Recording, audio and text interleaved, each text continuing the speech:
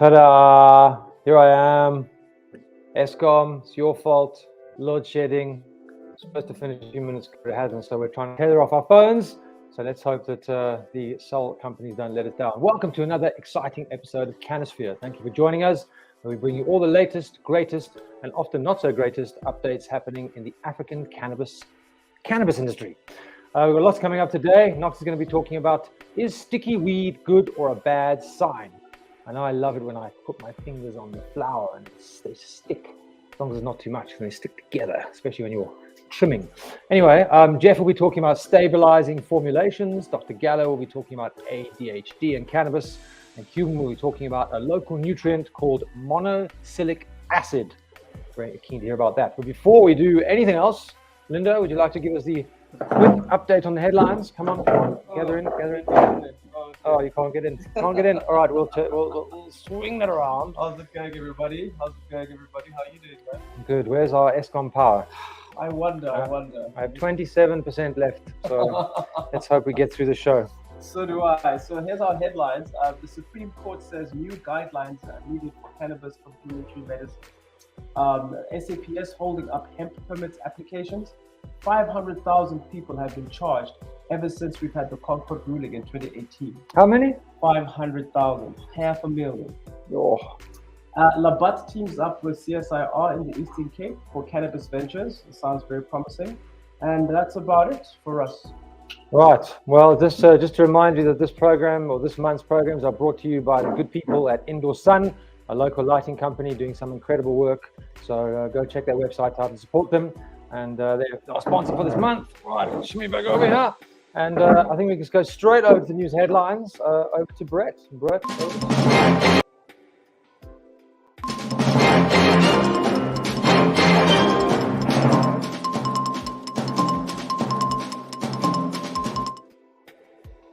Welcome to the CannaSphere news desk in Limpopo, where we've had lots and lots of soaking rain, more on the way, but we still have electricity here. The Supreme Court in Bloemfontein has ruled that regulations covering complementary medicines are invalid. This comes after the Minister of Health appealed an earlier court decision that found in favor of the Traditional and Natural Health Alliance, which maintains that health supplements and complementary medicines cannot be defined as medicines themselves. The court says that new regulations need to be drawn up, and this has a far-reaching consequence for the cannabis industry, as most CBD products fall into this category. The upshot of it all may be that complementary medicines and health supplements need clearer legal guidelines and more clarity on how this sector should be regulated. Now listen to this. The Alliance says that SAPRA has been waging a war against health products, and that out of 120,000 applications submitted to SAPRA, only 6 have been given permission to sell. The Alliance says that at this rate it will take 170 years to clear the backlog, and says health supplements should be taken out of SAPRA's hands altogether. Master cannabis grower Nati Ferreira of Tamati has written an open letter to President Cyril Ramaphosa saying that the South African Police Services has been sitting on his hemp permit application since December, and this is the first of 3 hemp seasons he's not been able to illegally plant. Ferreira asked of the President that while hemp as an agricultural crop is now back in the justice cluster, police clearance wasn't part of the previous hemp permit application process when permits were handled by SAPRA. Ferreira asked Ramaphosa to take cannabis seriously and to note that a new process was not more streamlined than the one before. He said a new arm of government was needed to handle cannabis, as it had the vast potential to create jobs but was currently hamstrung by bureaucracy. Now listen to this. There have been over 500,000 drug-related arrests since the landmark Constitutional Court ruling in September 2018 that found that private consumption of cannabis was legal. That's according to the SAPS themselves. who say that 65% of all drug busts are for cannabis. Fields of Green Stop the Crops campaign says only a handful get reported to the organization, 361 to be precise. Fields of Green says it appears that cannabis arrests are slowing down, but that over 500,000 people have been subjected unnecessarily to the criminal justice system since Concord ordered Parliament to change the law around drugs. Parliament missed its deadline 2 years ago and is now in a race against time to get cannabis legislation passed by the National Assembly this year. And finally, JSE-listed cannabis company Labat Africa is going into a joint venture with the CSIR to develop hemp products in the Eastern Cape. Labat CEO Brian van Rooyen says there are potentially 25,000 hemp-based products that can be manufactured, and this initiative could possibly create 20,000 jobs in South Africa. The project will be based at the CSIR's Kruger facility, where hemp will be grown and processed. Van Rooyen says the CSIR is interested in commercializing medical cannabis, and the new venture complements this, and hemp will be used in products from textiles to pharmaceuticals. Van Rooyen said the conversion of natural fiber to biopolymer was where the money was, and he's in discussion with a major South African textile manufacturer to incorporate hemp into their range of products. Back to you, Trenton. Thanks, Brett. A few things there, like just give me those stats again, please, on the amount of applications the SAPRA will put in and haven't. Okay, so, please give us those stats again according to the traditional the alliance that represents homeopaths and traditional healers and alternative medicines. The process opened up in 2016, and there have been over 120,000 applications to sell products that are not defined strictly as medicines.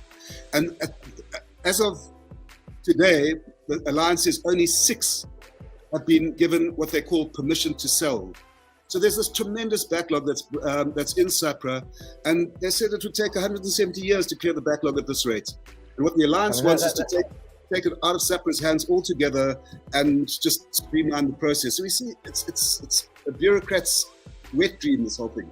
Well, it's not a backlog, it's a complete disaster, and I think just highlights this massive, essentially we are at war between plant medicine and between pharmaceuticals, because plant medicine is one of the biggest disruptions to the pharmaceutical industry, and they are doing everything in their power to slow things down and to make things as difficult as possible for plant medicine to come forward. So those stats are very disturbing. I did a quick calculation. So 500,000 sort of arrests or altercations regarding cannabis. Let's say it costs $10 per incident. That's like 5 million rand, and it costs a lot more than that. So the amount of taxpayers' money that is being completely wasted on persecuting and trying to take people down for minor, mostly 99.9% of minor offenses of cannabis, is completely farcical. And I think that's another sign of our government just failing to actually put the right things in place down to those particular departments who are essentially doing their job because they haven't been told to do anything else. So it's a sad day for that. But Brett, we'll unpack some of that. Now over to you quickly.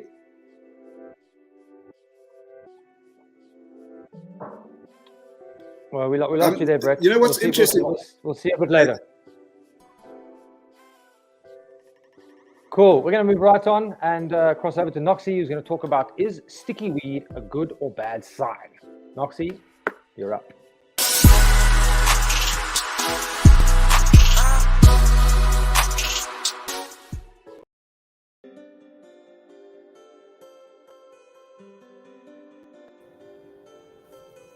Hi, afternoon, it's me. Welcome back to the CannaSphere Lifestyle News Desk with me, the Kush Queen, bringing you all things lifestyle, art, and entertainment in the CannaSphere. Now, there are so many types of marijuana on the market these days that many consumers have stopped trying to keep up with which strain is which. In fact, it can sometimes feel like every time you go to get your weed, there's a brand new list of strain names that you have never heard of. Inevitably, in your search, you will come across a few buds that are so sticky, they almost feel like they're oozing a crystallized sap. These buds seem complex and unique and are often very fragrant. They can also be so sappy that they're a bit hard to handle. Now, considering all this, I'm sure you've probably asked yourself, what is with the sticky weed? Is it good? Is it bad? Well, we are happy to share that you can put your mind at ease. Sticky weed, if it's dried and cured properly, normally equates to high quality and potent flower. This is because trichomes are the main contributor to the stickiness of the flower. So when you see a flower with lots of hairs and an appearance to be like almost crystally, you're looking at a plant with a great deal of trichomes, and those buds will almost always feel sticky. So nothing to worry about. But obviously, there are some dodgy people doing dodgy things like dodgy people do, like spraying weed with water to make it sticky so that the average person is fooled into thinking this means it's high-grade stuff, which is why it's always best to get your buds from a dispensary and not some corner dealer person. Okay? Just some free advice. Now, we obviously don't have many dispensaries right now, I think, Trenton, but we should see some popping up all over the place very soon. But yeah, guys, all good. Nothing to stress about. Back to you, Trenton. Oh, is Trenton here?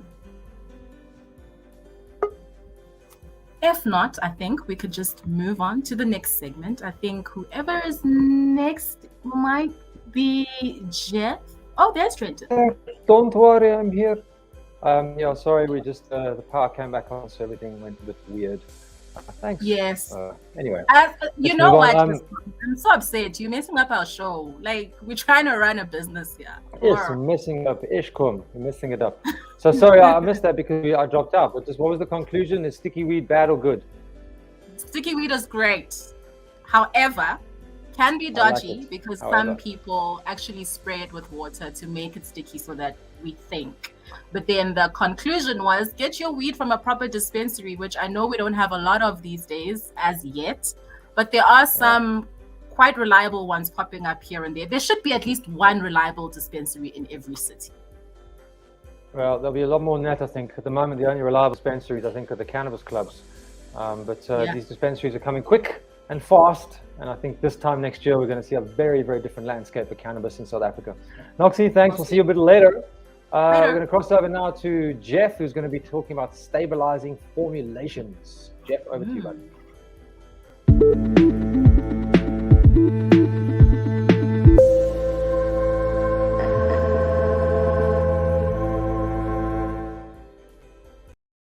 So have you ever wondered, whether one gummy has got the same amount of THC or CBD as the other?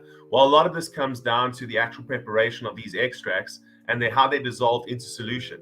Now, to facilitate this, we make use of equipment called homogenizers as well as sonicators. And essentially what this does is it's a probe that gets inserted into a beaker, and it homogenizes and it sends a frequency through the solution, which allows it to be evenly distributed in the mix. So that's specifically a homogenizer that breaks it up and makes it even, whether that's a topical or jelly or anything of that sort. And then the sonicators actually go and create a frequency where they form these little tiny droplets, either micelles or liposomes if you add in some additional things to it. And this allows you to then take a product that's more bioavailable. Now, in terms of international news, the biggest news was the recent news out of Spain, where they have burnt a plantation of over 400,000 plants. Now, this is believed to be the biggest bust by the police in Europe on a cannabis facility. They have the argument that this was not completely kosher, that it didn't comply or apply to the laws within Spain. Essentially, 400,000 plants, where I think the maximum THC reading on any of the plants was 0.5% THC, which is still extremely low to be considered a narcotic. So for me, it's quite a sad story to see this bust. On the upside, where SAHPRA has been failing with complementary medicines, we've seen the first psychedelic approval for a psilocybin study in South Africa. So there will be 30 women patients that will be obviously challenged with psilocybin to assess in a phase 2 clinical trial whether or not it's going to be effective, and we'll find out soon more about this. Back to you, Trenton. Yo, 400,000 plants. Yo, yeah, that's a lot crazy. Of plants. It is. Now, think about the pollution. Like, you go and you grow all these plants, and now you burn it. Now you just add more carbon back into the environment. I'm like, what is the risk of diversion? Really? I kind of sit on both sides, because on the one hand, if the guys were doing something they weren't supposed to be doing and hadn't followed the right protocol, in order for this industry to to legalize properly and to be trusted, we've got to work within legal frameworks. So I don't know the intricacies of it. It seems like a complete waste. But I watched a documentary on Vice the other day about how these cannabis farms are popping up all over the place in California. Because when you get caught for growing cannabis now, you get a slap on the wrist. It's a misdemeanor. And they're basically, so they go into these areas in the middle of the desert and they grow. When they bust them, they go underground for a few weeks and then bang, they pop up somewhere else.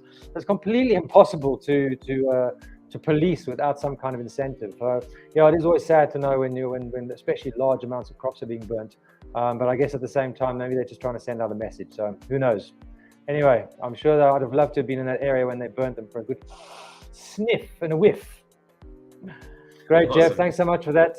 Appreciate it. I'll see you same time, same place next week. Right now, we're going to cross over to Dr. Gallo, who's going to give us some information on cannabis and ADHD. Over to you, Dr. Gallo.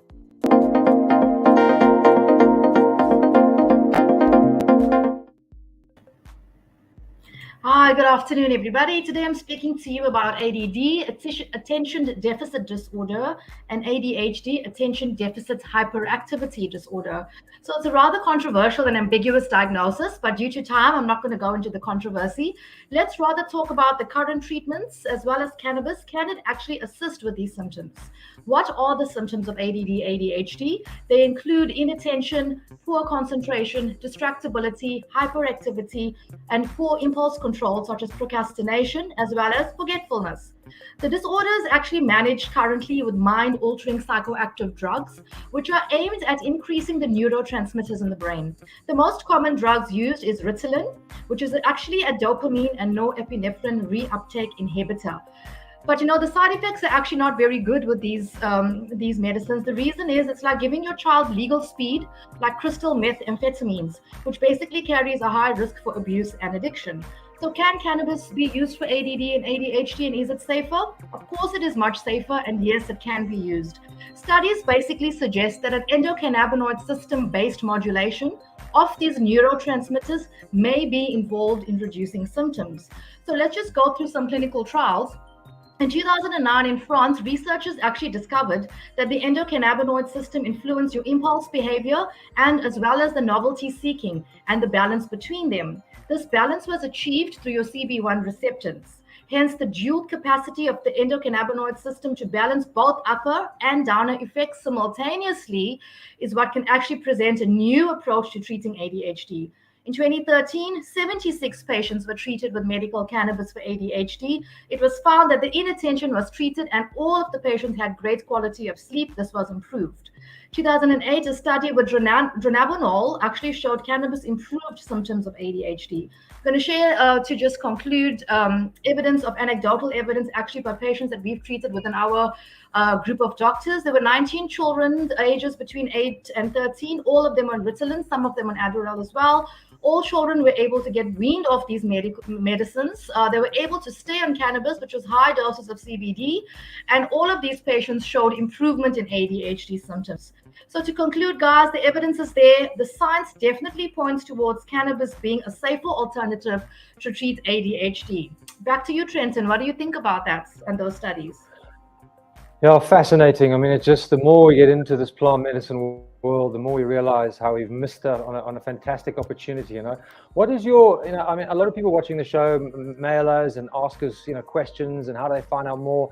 What would your advice be to somebody who has ADHD or a parent who has ADHD in terms of how they start? Because it is, for people who are still struggling to come to terms with the fact that cannabis is not evil.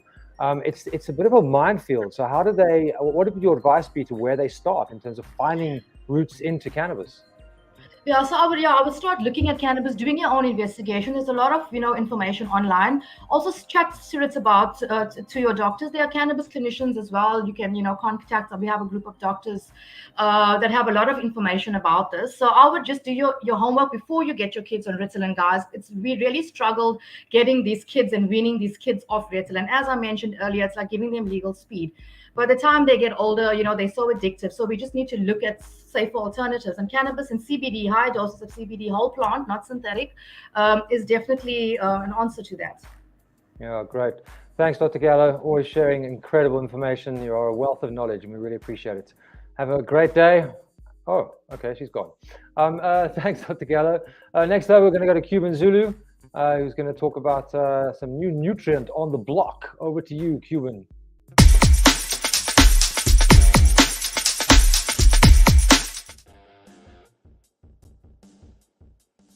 Hello. Hi, Cannabis family. I'm Kwanda, aka the Cuban Zulu, coming to you live from CannaSphere's Grow Desk. Trenton said nutrients, but this is actually not a nutrient that I'm talking about. It's an additive. Firstly, I'm comparing it to a product that has been around in the industry for some time, but it's only been, it's been available worldwide, but obviously, you know, there's all the shipping and time that takes place before you actually get the product. The beauty of this product by Sensi Science is it is local and easily available local. So yeah, basically what this is, it's silica, which is you know, an additive that helps get you thicker stems, thicker stalks, increased nutrient absorption, increased lateral branching. It helps transport slow moving elements and generally optimizes your plant's health. The reason why I compare it to this product in America called Power C is its form of silica is silicic acid, which is you know, bioavailable for your plant. Monosilicic acid, which is local by Sensi Science, I think is even better because the form of silicic acid, which is monosilicic acid, is more bioavailable to your plants. So yeah, this is great for growers because you know, you can buy it locally. It's manufactured locally, and it's a general you know, booster for your plants. However, you don't want to use it in your flowering period, but you know, generally speaking, to optimize your plant's health, to optimize its growth, it's what you want to be, it's what you want to have in your arsenal. Let's go. Great, Kwanda, thanks for that. So are you about to enter harvesting season, or have you started yet on some plants? Where you at? I know everyone's talking about harvesting because we do so much outdoor here. I've harvested already a couple of weeks back, and I've got my last crop going, well, last crop before winter really starts, that is going to be getting harvested in a few weeks' time. So yeah, I mean, this product I'm speaking about helps with, it just makes your plant stronger against everything. It increases resistance to abiotic and biotic stress. So, you know, things of cold environments and possibilities of powdery mildew, this is something you want to use in your arsenal. However, it's not derived from organic source. It is a salt base, but yeah, it doesn't harm what comes your end product. Cool. Thanks for that, Cuban. We'll see you next week. Have a good day. Thanks for coming to the end of the show. Noxy, any comments from you? Any feedback on the stories? Brett, what do you have to say? Yeah, it seems like Dr. Gallo's segment today is really getting a lot of comments. We have some from Danica Theron, who says, I'd love for us to be more open about the benefits of cannabis in children and talk openly about these topics, which we obviously 100% agree with. And she also has a question. With children, how do we open up this topic with other moms? Well, that's a tricky one, Danica. It is a tricky one. That's something that we should have a whole focus on. I think it's a very interesting thing, because the Gauteng government is actually saying last year that they want cannabis to be introduced into the school's curriculum, because it's been presented as part of the war against drugs and a narcotic. And now suddenly cannabis is this gateway to science and technology, innovation, health, agriculture, spirituality, money, hopefully. And, you know, there is going to have to be quite a big shift around the approach of cannabis in kids. 100%. Yeah, absolutely. The comment here, by educating and changing basic perceptions of cannabis as a medicine instead of a drug, which I absolutely agree with. I mean, the whole point is that, you know, the curriculum in schools must be moving quite fast at the moment because, I mean, you've got social media, you've got the metaverse, you've got Bitcoin, and I guess at some point the school curriculums just have to move faster than they've ever moved before. And I think one of the most important conversations of our time is plant medicine, is eating properly, is personal wellness, health, all of those things that were kind of taken for granted at one point. And as the world has just got faster and faster and faster, I think those things have become more important than ever before. So it'll be interesting to see how that develops in school curriculum. And I find it quite fascinating that our government, despite arresting 500,000 people, are prepared for us to have cannabis education at high school. It's all wild. a bit strange. Wild. As Dr. Gallo would point out, that cannabis is a lot safer than Ritalin. Yeah, absolutely. And many, many other things. Anyway, thanks, guys. We'll leave it there. Have an awesome day. Hopefully there's no more load shedding, although I think we're on to stage 2 in many places. So the trials and tribulations. I have 28% of my machine, and they're going up now that the power is back on. Thanks for joining us, and thanks to Indoor Sun for sponsoring this month. We'll see you same time, same place next week. If you're watching the repeat of this, please subscribe, follow us for all the latest and greatest and not so greatest cannabis news from Africa. Till next week. Ciao. Yeah.